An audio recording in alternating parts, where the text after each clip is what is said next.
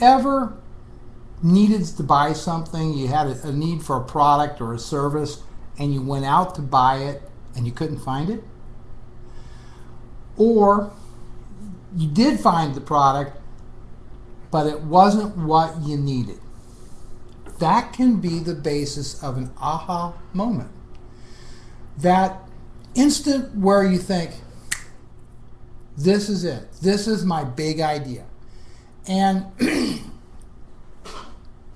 it doesn't always have to be a brand new thing that you're coming up with. It can be taking an existing product, an existing service, and making it better.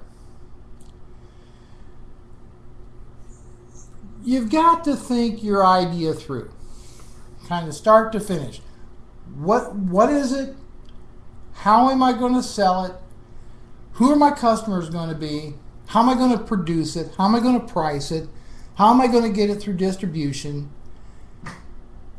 And how am I going to turn that into a business?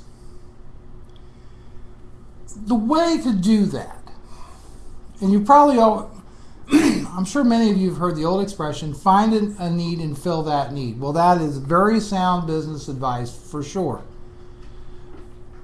But there are so many products out there that may not meet expectations, may not be of the quality that people want, may not be of the materials that people want, may not offer the features that people want, that you can take an existing product or an existing idea, improve upon that, make it your own, and own that market. It's been done over and over and over again.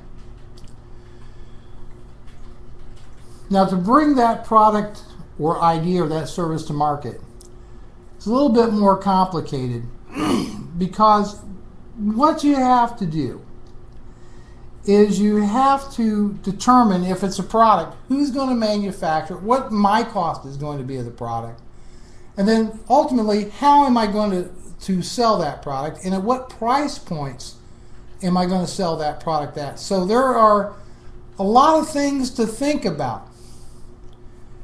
But it all begins with that idea. And I'm going to happen to be a fan of Donny Deutsch and The Big Idea. I watch it just about every night.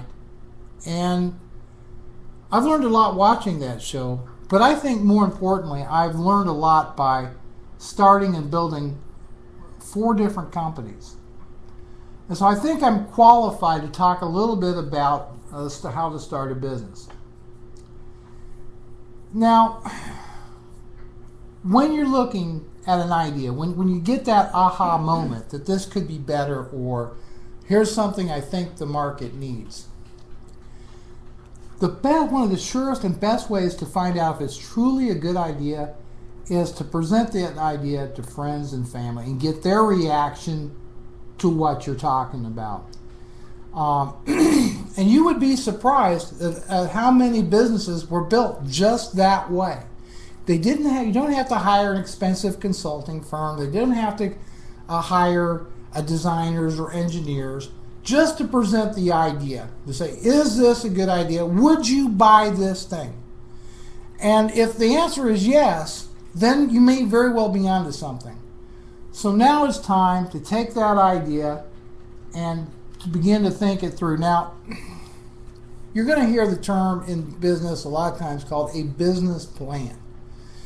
But a business plan is an exercise, no more, no less. It's an exercise in putting your thoughts, putting your plan down on paper so that it makes sense. It forces you into doing your homework on starting a business. Who your customer is. Who's going to buy this item? Who's going to want this item? How much is it going to cost me to have made, or how much is it going to cost me to produce? What kind of equipment am I going to need to do this, or perform this service, or to sell these products? What kind of location do I need? What kind of financing do I have to have? How much capital am I going to have to invest in this business to get it off the ground? How do I intend to grow this business? Once I get it off the ground, how am I going to grow this business and keep on growing it? what kind of people do I need to hire? What's their backgrounds need to be? All these things are part of a business plan. Now, admittedly, one of the largest corporations on earth, Microsoft Corporation, never had a formal business plan. Doesn't have one. It worked for them, but that is the exception to the rule.